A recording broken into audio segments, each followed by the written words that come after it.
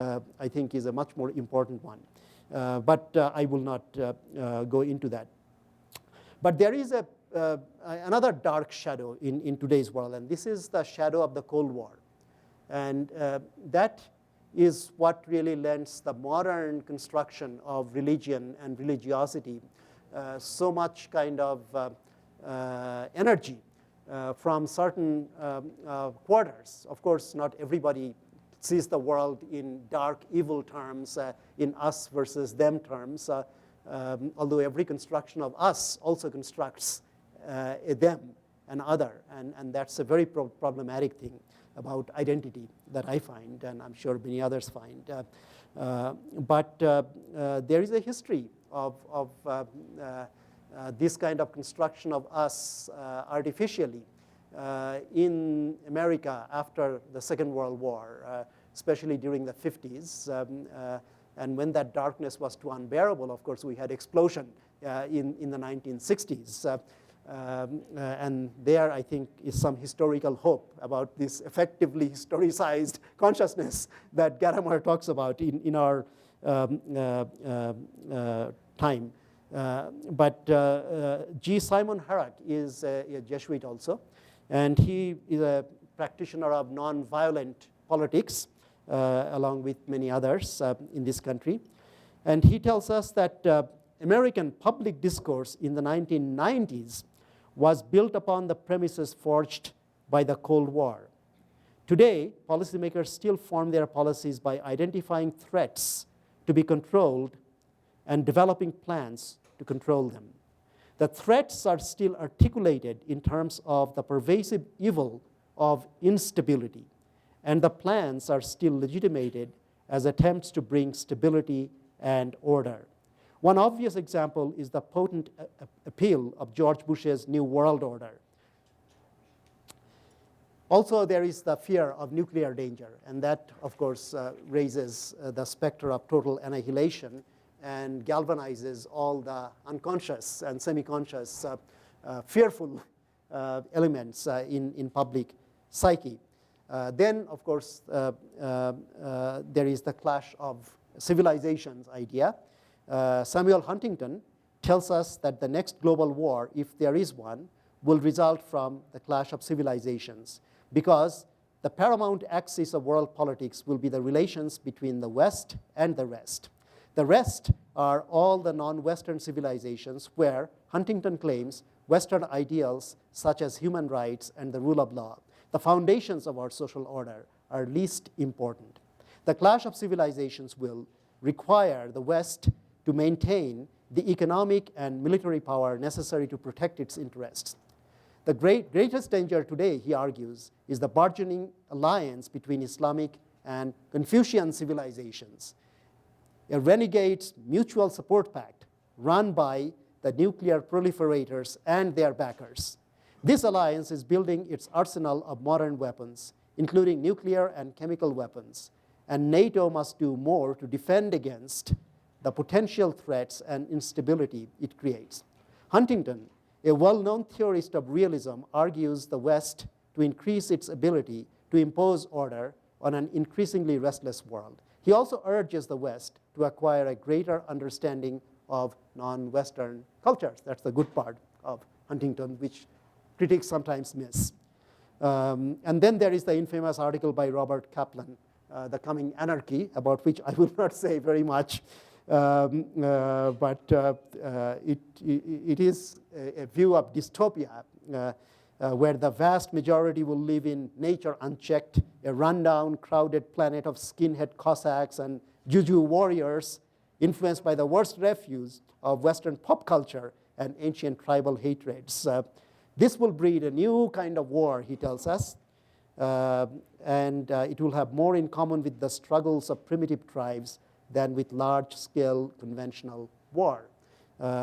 It's very imaginative dystopia, and you could easily write some horror science fiction out of these things, or maybe that's where he got his ideas. But non-violence history, people who are serious about this will tell us that non-violence history teaches us that fearful images such as these, purveyed by experts and accepted as objective reality, have in the past led to very wars the experts feared. Nonviolence history teaches us too that these fears are interpretations, not simply responses to objective dangers or objective events. Yet these fear-laden images persist for understandable reasons.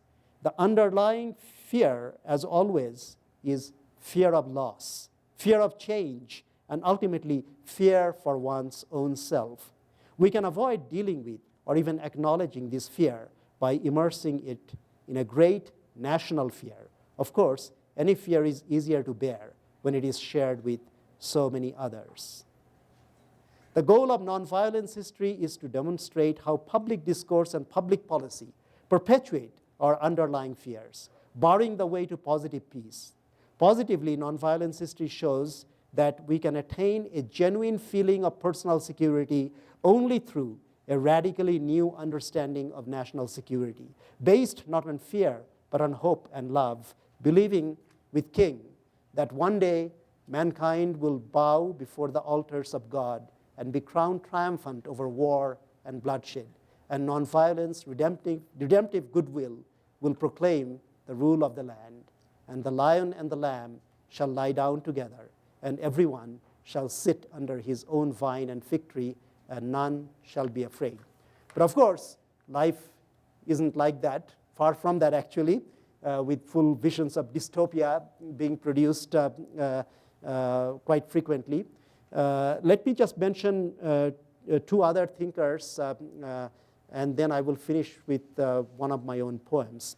Paul Ricoeur, in his book, Memory, History, Forgetting, actually has a very moving passage on Paul's letter to the Corinthians about love, charity, about forgiveness. But he does raise the uncomfortable question that Derrida actually raised. I mean, isn't real forgiveness forgiving the unforgivable? Unless you have really posed that challenge to yourself, you're not really too much into forgiveness. But that is ultimately the most difficult thing to do. And that is what a practice of nonviolence actually is asking us to do. So this is a question that I don't have time to actually read the long passage, but I hope you can go and read it for yourself. It's very moving. And then Walter Benjamin and his Angel of History, where he's meditating on the famous painting, famous piece by Paul Klee. And he says that a clay painting named Angelus Novus shows an angel looking as though he's about to move away from something he is fixedly contemplating. His eyes are staring, his mouth is open, his wings are spread. This is how one pictures the angel of history. His face is turned toward the past, where we perceive a chain of events. He sees one single catastrophe, which keeps piling up wreckage upon wreckage and hurls it in front on his feet. The angel would like to say, awaken the dead and make whole what has been smashed. But a storm is blowing from paradise. It has got caught in his wings with such violence that the angel can no longer close them. This storm irresistibly propels him into the future to which his back is turned, while the pile of debris before him grows skyward. This storm is what we call progress. What then is for us this storm that so paralyzes the angel of history? It is not under the figure of progress, which is contested today, the history that human beings make, that comes crashing into the history that historians write.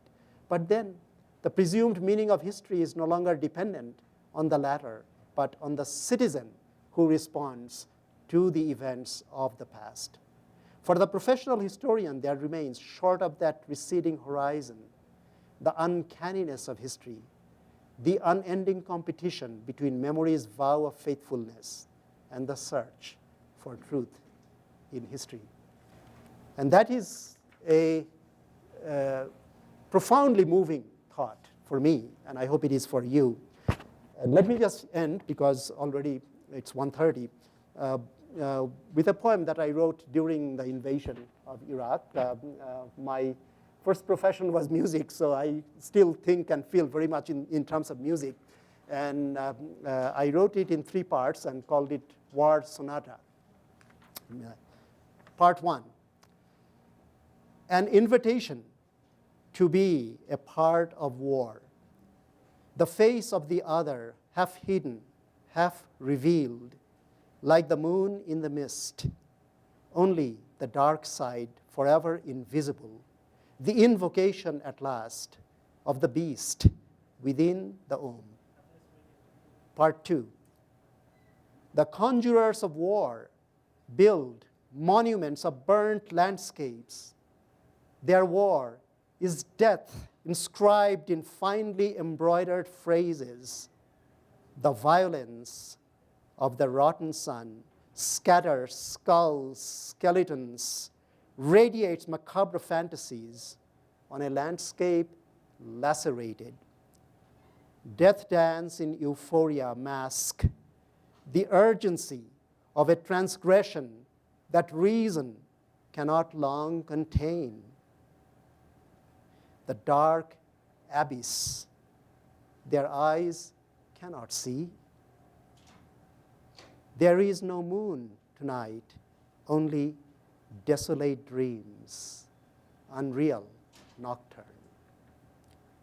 Part 3, a clutching at the roots outside, voices awakening strip away the concealment of words and gestures of denial. War is the ultimate pornography of the body and the mind. So much must be laid bare, just so we can once again speak in our own tongues. Just so we can once again turn to the sun without violence. Just so one lone bird can sing once again on one snow-covered branch. Thank you.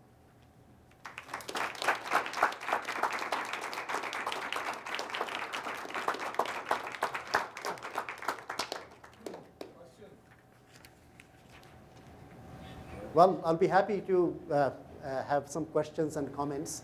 Laurie. Thank you. That was marvelous.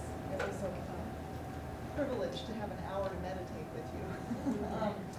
I'm very interested that you started with talking about spiritual progress and those that are kind of spiritually advanced, and you ended with the notion of progress.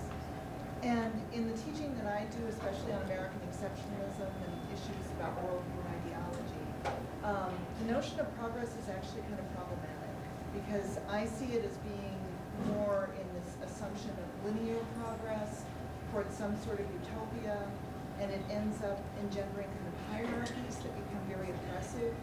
And so I'm just wondering if you could say something about the combination of spirituality and progress, because I'm wondering if that might be the root of where some of the violence springs up, is this assumption that we'll progress in terms of spirituality. Yes, I think that we are not quite done with this idea of progress yet, and it is very problematic. But what I think there is kind of a category mistake sometimes, that when people are talking about progress, they are actually talking about something else, and they don't realize that they're talking about something else. And quite bluntly, often you can't make it out when they are talking from their own point of view, that what they think of as progress looks like regress, to you and me. And the war in Afghanistan, for example, is one particularly ugly example of that. So we have to think very critically and carefully, both deconstruct the idea of progress, but also reconstruct some other idea. Otherwise, we are really left hanging, because human life and social life, political life, all are dynamic. And spirituality, at least as I conceive of it, is a dynamic element in people's life. It's a very deep element in my life and your life and many other people's lives. And we are not always aware of what is happening to us. And we don't progress in a linear way, certainly. So we have to get away from this linearity of thinking. We have to get away from even, I would say, step-by-step logic, that we so assiduously teach others, having learned it from our teachers. And again, I think it has its place. And that's why I value Kant very much. Among all the Western thinkers, I said it already, Kant is, in my view, the deepest thinker, the ones who ask the most probing questions, the one who actually follows them through most honestly. And when he reaches the end, he knows that that's the end of reason.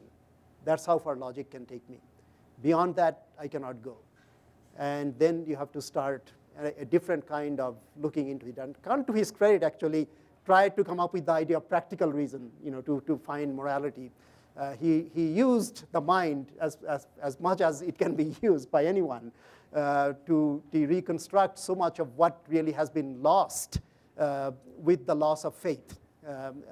And he did it, and he understood it, and he did it almost 100 years before, say, Matthew Arnold, who in his poem Dover Beach talks about the sea of faith was once too full, and now, of course, it isn't. So he was way ahead of his time in many ways, except that some of his resolutions were not quite the right one. And for that, we can only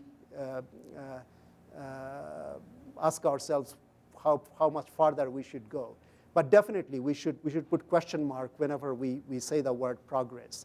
And we should be looking at very concrete things. And one reason why I think mysticism, deep mysticism, when it is used properly, is valuable, because it asks us to look more deeply in our heart and our deep intuitions about our humanity, about our connections with other people, about the oneness that really is there, but most of the time we don't see it, and we live in such a world that makes it almost impossible to really connect with the heart of another person, the soul of another person, or even to talk in these terms. And I think we need to find a new way of building communities that will not be so inhibited.